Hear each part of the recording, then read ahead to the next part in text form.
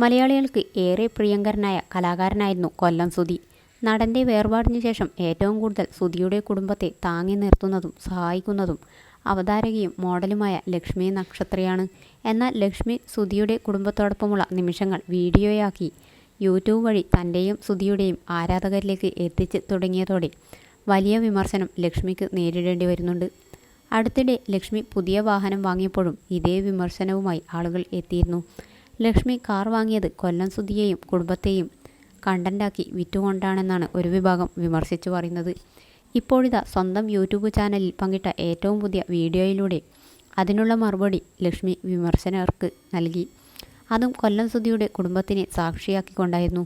Negative പറയുന്നവരോട് പറയാനുള്ളത്, നിങ്ങൾ എന്താണ് വിചാരിച്ചത്? ഒരു വീഡിയോ ഇട്ടാൽ ഉടൻ തന്നെ എന്നെ യൂട്യൂബ് സ്പെഷ്യൽ കേസായി പരിഗണിച്ച് ഡോളേഴ്സ് ഇട്ട് തരുമെന്നാണോ? പിന്നെ പെർഫ്യൂം കണ്ടന്റിട്ട് കാർ മേടിക്കാനുള്ള കാശ് എനിക്ക് കിട്ടിയെന്ന് പറയുന്നത് എങ്ങനെയെന്ന് മനസ്സിലാകുന്നില്ല.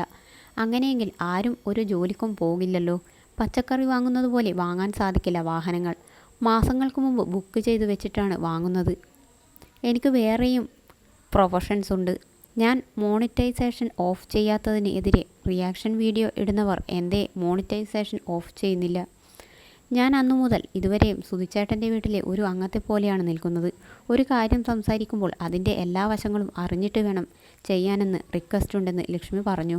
മാത്രമല്ല, സുധിയുടെ ഭാര്യ രേണു വീണ്ടും വിവാഹിതയാകാൻ പോവുകയാണോ? സുധിയുടെ ആദ്യ ഭാര്യയിലുള്ള മകനും രേണുവും തമ്മിൽ വഴക്കാണോ? തുടങ്ങിയ ചോദ്യങ്ങൾക്ക് രേണുവും മകൻ കിച്ചുവും ലക്ഷ്മിയുടെ സാന്നിധ്യത്തിലും ഇതേ വീഡിയോയിൽ മറുപടി നൽകി. രേണുവിൻ്റെ കല്യാണമായോ എന്ന് ചോദിച്ച് ഡെയിലി നിരവധി കോളാണ് എനിക്ക് വരുന്നതെന്ന് ലക്ഷ്മി പറഞ്ഞപ്പോഴാണ് റൂമറുകളിൽ സത്യമുണ്ടോ ഇല്ലയോ എന്ന് രേണു ലക്ഷ്മിയോട് പറഞ്ഞത്.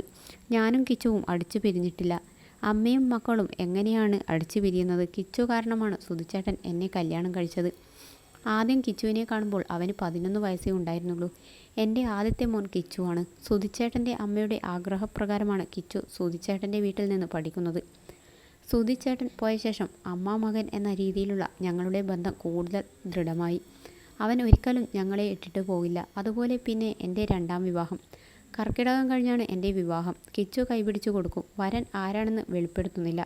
ഞാൻ വീണ്ടും കല്യാണം കഴിക്കാൻ പോകുന്നുവെന്ന രീതിയിൽ തന്നെ ഇരുന്നോട്ടെ എന്നാണ് രണ്ടാം വിവാഹ വാർത്തകൾ നിഷേധിച്ച് രേണു പറഞ്ഞത്. അതേസമയം രേണു കല്യാണം കഴിക്കുകയാണെങ്കിൽ കഴിക്കട്ടെ എന്നാണ് ലക്ഷ്മി പറയുന്നത്. രേണു കല്യാണം കഴിക്കുകയാണെങ്കിൽ കഴിക്കട്ടെ, അത് അവളുടെ ലൈഫല്ലേ. എല്ലാവരും നിർബന്ധിക്കുമ്പോൾ ഭാവിയിൽ ചിലപ്പോൾ രേണുവിന് വേറൊരു ലൈഫിലേക്ക് പോകേണ്ടി വന്നേക്കാം. അതിന് എന്താ കുഴപ്പം? ഇപ്പോൾ ദൈവം സഹായിച്ച് രേണു അങ്ങനെയൊരു തീരുമാനം എടുത്തിട്ടില്ല. ലൈഫിൽ നാളെ എന്ത് എന്ന് നമുക്ക് ആർക്കും അറിയില്ലല്ലോ എന്നാണ് ലക്ഷ്മി പറഞ്ഞത്. അതേസമയം ചിങ്ങത്തിൽ കൊല്ലം സുധിയുടെ കുടുംബത്തിനായി ഒരുങ്ങുന്ന പുതിയ വീടിൻ്റെ പാലുകാച്ചലുണ്ടാകുമെന്നും ലക്ഷ്മി അറിയിച്ചു.